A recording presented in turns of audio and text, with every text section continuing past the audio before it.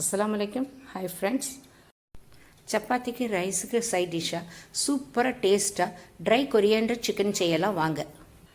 என் சேனலை சப்ஸ்கிரைப் பண்ணாதவங்க first subscribe பண்ணிக்காங்க. ஒரு 1/2 கிலோ சிக்கன் போலில் சேர்த்துக்காங்க. 1 ஸ்பூன் இஞ்சி பூண்டு பேஸ்ட் போட்டுக்காங்க. ஒரு 1/2 ஸ்பூன் மஞ்சத்தூள் போட்டுக்காங்க. ஒரு 2 ஸ்பூன் மல்லித்தூள். இது ட்ரை கொரியாண்டர் சிக்கனுங்கிறதுனால இதுக்கு மல்லித்தூள் தான் கொஞ்சம் கூடுதலாக சேர்த்துக்கணும். அதனால் 2 ஸ்பூன் சேர்த்துருக்கேன். ரெண்டாவது இதுக்கு காரமே மிளகு தான், அதனால் 1.5 ஸ்பூன் மிளகு தாராளமாக சேர்த்துக்காங்க. தேவையான உப்பு சேர்த்துக்காங்க. போட்டு எல்லாம் நல்லா கலந்து விட்டுருங்க. எல்லாம் நல்லா கலந்து விட்டுட்டு இது கொஞ்சம் ட்ரையாக இருக்கிற மாதிரி இருக்கும். அப்போ கொஞ்சம் தண்ணி தெளித்து கலந்து விட்டுக்காங்க. நல்லா கலந்து விடுங்க. கலந்து விட்டு ஒரு 10 நிமிஷம் ஊற வச்சுருங்க. இதுக்கு காரமே பச்சை மிளகாவும் மிளகும் தான். ஸோ 2 பச்சை மிளகா நல்லா தாராளமாக உடைச்சி போட்டுக்காங்க. ஒரு பேனில் நல்ல 2 டேபிள் ஸ்பூன் உங்கள் குக்கிங் ஆயில் சேர்த்துட்டு ஒரு சின்ன துண்டு பட்டை, 2 ஏலக்காய், 3 கிராம் சேர்த்துக்காங்க. இந்த பட்டை ஏலக்காய் கிராம் நல்லா பொரிஞ்சு வரட்டும்.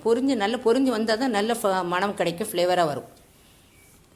இது பொரிஞ்சு வந்துக்கிட்டு இருக்கு.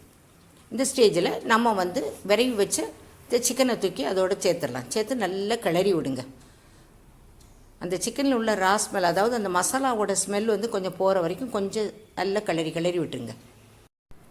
நல்லா நீங்கள் கலந்து விட அந்த சிக்கனில் உள்ள ரா ஸ்மெல் போய் நல்ல அந்த மசாலா எல்லா இடத்துலையும் நல்லா கோட்டாகும். நல்லா கோட்டாகும்போது நல்ல ஒரு மனம் கிடைக்கும். நல்லா கொஞ்சம் ஒரு 5 நிமிஷம் கிளறி விடுங்க. கொஞ்சம் கருவேப்பிலை சேர்த்துக்காங்க.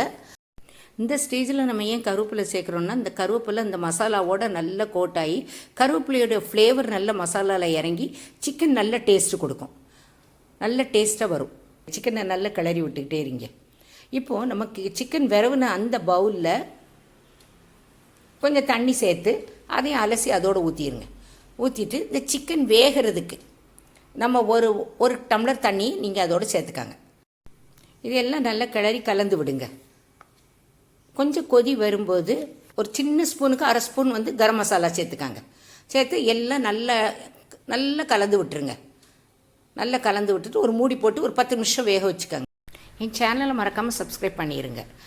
இப்போ பாருங்கள் எப்படி நல்லா ட்ரை ஆகி வந்திருக்கு பாருங்கள். அந்த நம்ம ஊற்றின தண்ணி எல்லாம் நல்லா வற்றி நல்லா ட்ரை ஆகி வந்திருக்கு.